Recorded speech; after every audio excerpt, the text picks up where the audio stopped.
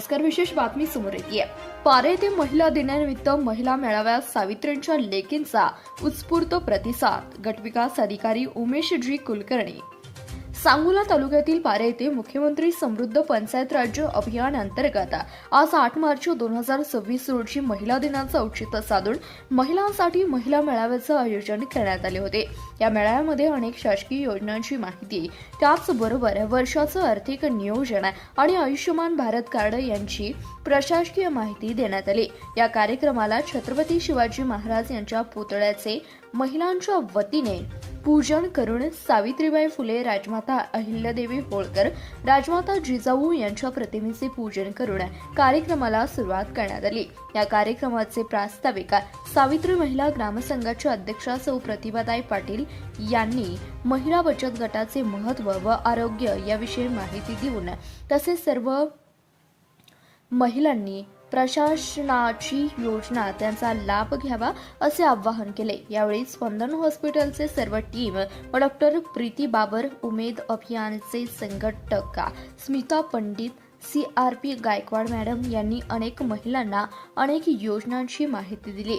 यावेळी सांगोला पंचायत समितीचे कर्तव्यदक्ष गटविकास अधिकारी उमेश कुलकर्णी साहेब यांनी आपल्या मनोगत व्यक्त करताना म्हणाले की आपण सर्व सावित्रीच्या लेकी आहोत. आपले स्वास्थ्य सांभाळणे या आईचे कर्तव्य आहे. समाजामध्ये अनेक महिलांनी समाज सुधारण्यासाठी मोठं योगदान दिलेलं आहे. त्यामध्ये अनेक महिलांनी शिक्षण, सामाजिक न्याय, त्याचबरोबर संस्कार या माध्यमातून समाजाला शिकवण दिली आहे. त्याचा आदर्श आपण डोळ्यासमोर ठेवून सर्व महिलांनी एकत्र येऊन आपल्या परिवाराचा, गावाचा, तालुक्याचा, देशाचा विकास केला पाहिजे. त्यासाठी सर्व महिला शारीरिकदृष्ट्या सक्षम असल्या पाहिजेत. यासाठी वेळेवर आणि पौष्टिक आहार घेतला पाहिजे.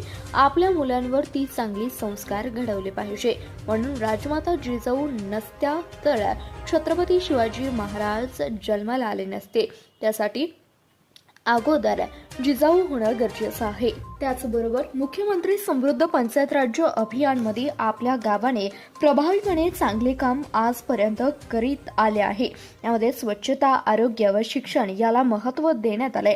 त्यासाठी गावातील सर्वांनी एकत्र येऊन आपल्या गावाचा सर्वांगीण विकास केला पाहिजे. त्याचबरोबर बहुसंख्य उपस्थित असलेल्या महिलांचे कौतुक करताना म्हणाले की अशा सावित्रीच्या लेखी प्रत्येक गावात दिसायला हव्यात, तर आपल्या गावाचा सर्वांगीण विकास होईल असे प्रतिपादन कार्यक्रमाला माजी सरपंच संतोष पाटील यांनी मुख्यमंत्री समृद्ध पंचायत राज्य अभियानाची सर्व सविस्तर माहिती महिलांच्या समोर मांडली व त्यातून आजपर्यंतच्या काळामध्ये या गावामध्ये अनेक प्रशासकीय विकासात्मक कामांना महिलांनी मोठा प्रतिसाद दिला. त्याचे कौतुकही केलं.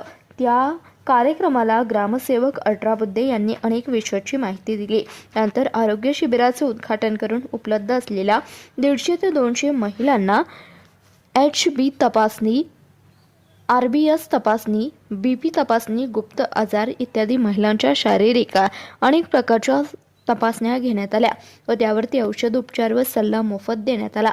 त्याचबरोबर महिलांसाठी आरोग्य विषयाच्या 5 लाख पर्यंत मोफत असलेल्या योजना सांगून अनेकांचे आयुष्यमान भारत कार्ड काढून देण्यात आले.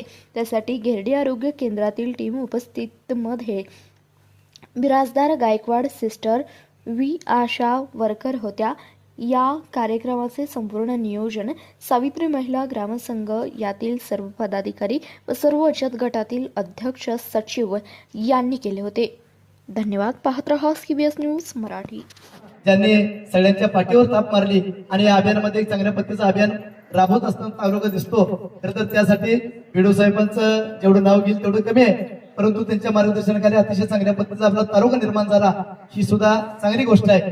तर या कार्यक्रमाला ते आवर्जून उपस्थित आले, त्यांचं पुन्हा एकदा मी स्वागत करतो आणि महिलांना विनंती करतो की ज्या ज्यावेळी शासकीय कार्यक्रम, आयुष्यमान भारत कार्ड योजना असू द्या, त्याचबरोबर आपण लखपती दिदीमध्ये काम करताय, कोण कोण आला.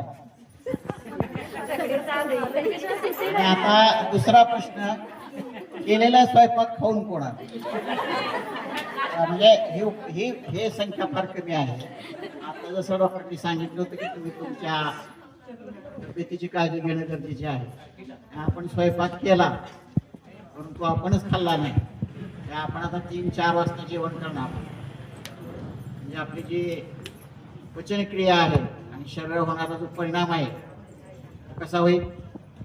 सकाळपासून आपण जर असं इतक्या उपाशी राहिलो तर मग आपल्या शरीराचं स्वास्थ्य निश्चित बिघडणार ना.